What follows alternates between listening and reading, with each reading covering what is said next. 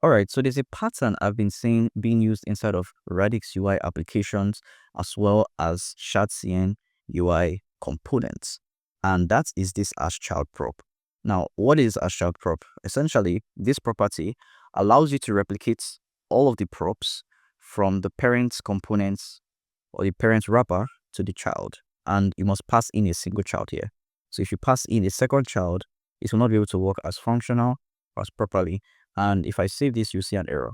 So Next.js is going to tell you, or React to tell you, React.children that only expects to receive a single React element child. So if I take this out, you can now see that we have our span back. Essentially, if you look into our DOM, you can see just the span elements, which is inheriting the properties of this button. The reason why you can't have two children here is because two children cannot singly inherit the properties of this button.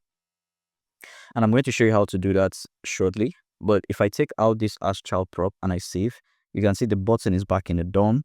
And if I add this asChild prop, you can see that this button goes away. If I save, open up my DOM again, you can see the button goes away and all this left is the span.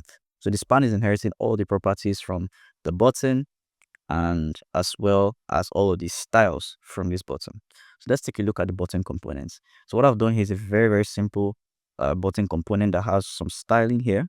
This is very similar to what you see inside of your Shadcn UI components, and also as well as your Radix UI components. Very similar to what you see inside of any proper component library. They import these slots, and if you're using Shadcn UI, you see something like Radix UI here, right? You import Radix slots instead of what I'm doing here, and then you have an asChild prop. Now, based on that asChild prop, we are going to return a component, which will either be the slot, in this case, the child of that particular component, which is in this case the button, or return the button.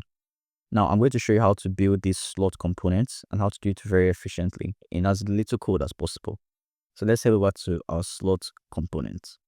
So what I have here is a very simple component here, and we're seeing the slots, right? And what I'm doing is I'm just getting the basic HTML attributes. So the attributes that every HTML element is going to possess, regardless of whether it's a button, a span, a form, but it's going to possess these particular attributes. And the first thing I'm going to do is I'm going to define the children and make sure that we only have one child inside of the button. That is the child that will inherit the styles and that will inherit the props. Now, if we go on, we need to add a check to check whether that child is a valid element. So we're not passing in a string because the string cannot inherit, the properties from the button. We need to ensure that, it's not passing in just any random value there. So the next thing we also need to do after this is we're going to then define the class names, right? So what we want to do is have the class names of the parents and also have class names to the child. And I'll show you how this works afterwards inside of our page.tsx. And the last thing I would like to do is I want to return a clone element. So we're returning the child, right? And then we are returning the parent props as well as the child props and then the combined class name. And this in action is what you just saw here. So essentially, once we remove the asChild, you see the button back. Let me save this. And once I save, you see the button is there. And once I add the asChild prop, then you see the asChild. But to make this more functional and make this more like what you see inside of Shadcn or Radix UI, I'll come back to this point here and I'll remove the parent props because in reality, span should not have on click.